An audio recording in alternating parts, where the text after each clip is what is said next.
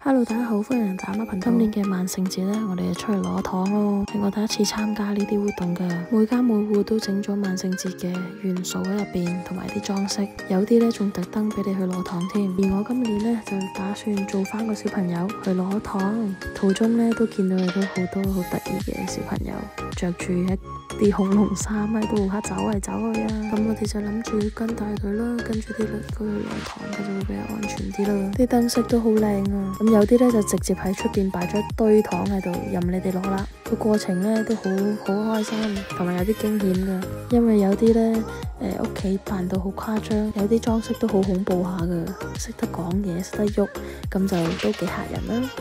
今年咧，Aiden 咧就因為太細個啦，同埋好多嗰啲燈效啊，嗰啲聲效咧都我驚會嚇親佢，所以佢咧就同爸爸喺屋企就負責派糖俾人哋啦。